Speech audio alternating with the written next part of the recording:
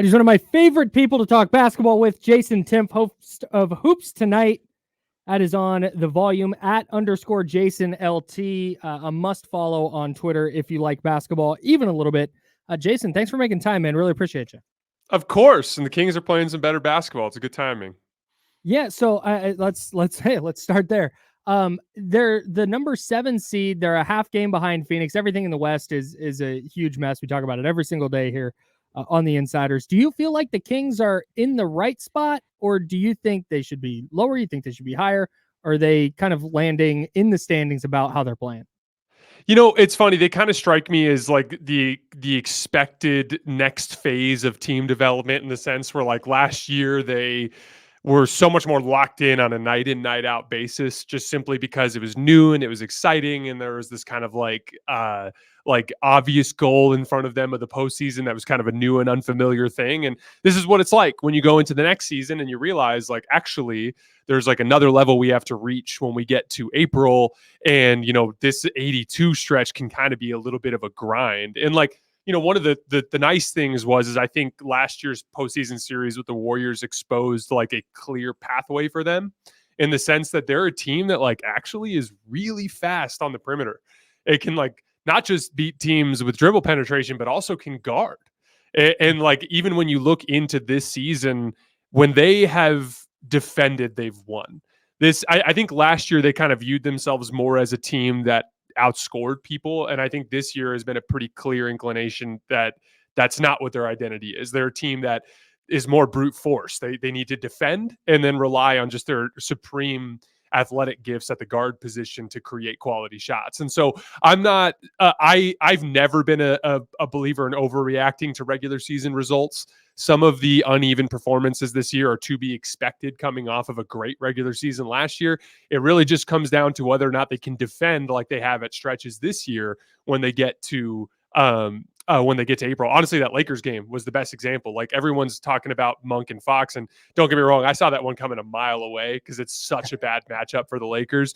But what happens is like, when they get kind of cooking on offense, they get energetic and then they start defending. They only allowed 20 points in that second quarter run against the Lakers. And, like, to me, that's going to be the key. And I know Mike Brown always preaches it. It's just about whether or not they can embrace it in terms of their character as a team. Yeah, Jason, that you bring up sort of like the inconsistency of the Kings, but it kind of feels like that's the league right now, where 20-point leads mean nothing, where the game is all over the place. And, you know, the Kings get roasted quite often here in Sacramento specifically, but around the league for like, oh, here we go, another 20-point blown lead. But, you know, we watched it with the Clippers this weekend. We watched, like, almost every team in the league has lost just in the last week a game that they shouldn't have lost to a team that was missing a star or two, and they lost egregiously. And it's kind of like, it feels like the trend of this season, there are a bunch of teams that are just kind of in the same basket. Do you feel that? Oh, 100%. Did you guys see that stat after the Celtics game last night? They're 33-7 against the East, but they're 15-7 against the West. I thought that was such a great example of something. I've been preaching this for years, ever since the like, I even as a guy who roots for LeBron, like, I think it's completely legitimate to be like, yeah, like the multiple trips to the finals, a factor there was just the weakness of the Eastern Conference. It's different now, in the sense that, like, the top of the East is actually really good. It's more the bottom of the East. But for about like 4 or 5 years now, that bottom 6 or 7 teams in the East is like free win territory. And you play 52 of your 82 games against your own conference. And so you can really pile up, you know, that's where you get the crazy net rating numbers and the crazy, like, individual metrics and all these different things.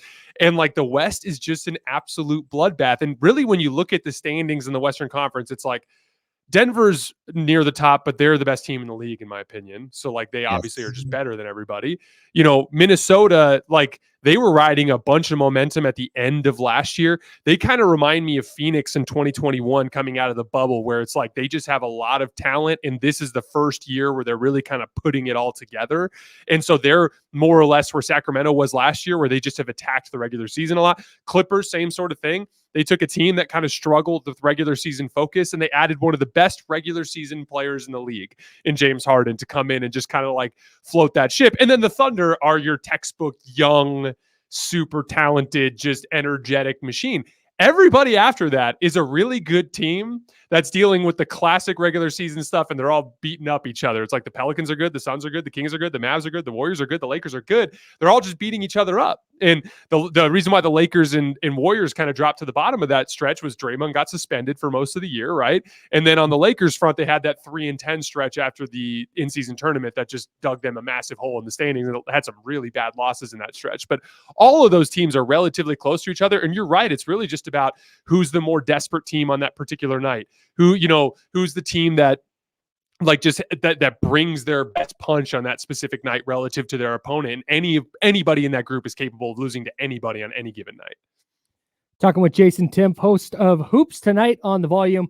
How would you feel? You just talked about just kind of the mishmash of teams up there at the top of the West. If Sacramento were to land in the number 6 seed, how would you rank their matchups in order of most favorable to least favorable between Minnesota, OKC, and Denver? Minnesota's a tough matchup for them. Oklahoma City. Even without Karl-Anthony Towns, just because it's that combination of elite perimeter defense and rim protection. Like that to me is the thing. They have the athletes to hang with Malik and De'Aaron on the perimeter while also having the interior, like Rudy Gobert is just an awesome bracket for that type of coverage. And again, like that's just Sacramento's biggest offensive advantage, in my opinion. Obviously, Minnesota has some things to figure out. And last night, Kyle Anderson at the 4 at the end of the game was like an abject disaster. And if it wasn't for Mike Conley and Ant making 4 consecutive pull-up jump shots down the stretch of that game, they lose. Like that's how much of a disaster Kyle Anderson at the 4 was. So they got some stuff to figure out. But like Minnesota just has better defensive personnel. Oklahoma City, I actually think they have some real speed advantages against. And then Chet I think that Sabonis could do some real damage to Chet underneath the basket. The Nuggets obviously are always tough because they're just so big and strong on the interior, and I just don't think they have the defensive personnel to hang with them at all underneath the rim. The Clippers, it's just so hard to tell because it just really comes down to, are you going to be able to play Sabonis Zubac off the floor? Because if you can play Zubac off the floor and you make them go small, they actually are much smaller as a small ball team than they were in years past, and they can really struggle with defensive rebounding, which is an area where Sabonis can have a ton of success. And so I would probably list them in order. Like I definitely want to play the Thunder most. I'd probably want to play the Clippers second most, Minnesota third, and then Denver last. Interesting. All right. I got a question for you about Sabonis. Like we watch Sabonis every day, and like I had the joy of watching DeMarcus Cousins covering him for 6.5 years, and just appreciating just the unique player that he was. The personality is a whole different question, but the player he was. And then you're watching Sabonis, and the stats are just incredible. 20 points, 13.5 rebounds, leading the league, 8.4 assists. Why is it that you don't think he's being recognized for just the workmanlike, the quality that he's putting up each and every night for the Kings? It just comes down to last year's postseason and some of the taste of that left in people's mouths. Sabonis is the one thing with Sabonis is he kind of falls into a tier of players. We've seen this before. Like I think Julius Randle's a bit of this kind of guy. I think that Kevin Love was a bit of this kind of guy in Cleveland, where it's like the big power under the basket, center who's like a little bit smaller than some of the bigger centers in the league. Not a great like vertical crazy athlete, but relies on bully ball. They end up eventually running into another guy who's as big and strong as them.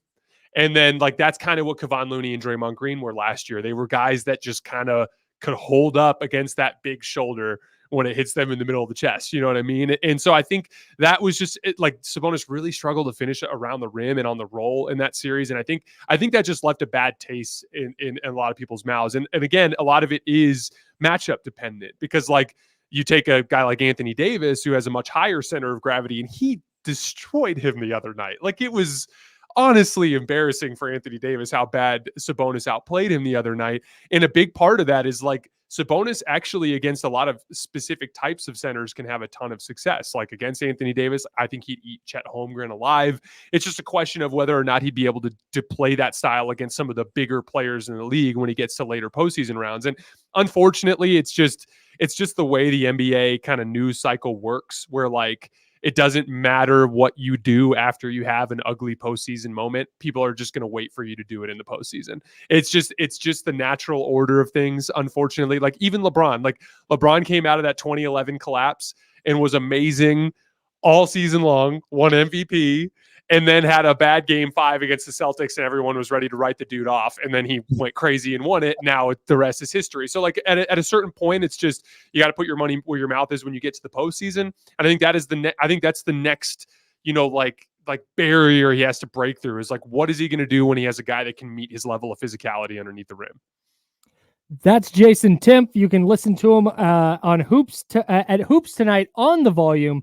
You can check him out on YouTube. Does a ton of great stuff there. And @_JasonLT on Twitter. He is a must follow. Jason, thanks so much for hanging out with us, man. We really appreciate it. Thanks, guys. This was fun. Looking forward to next time. No doubt.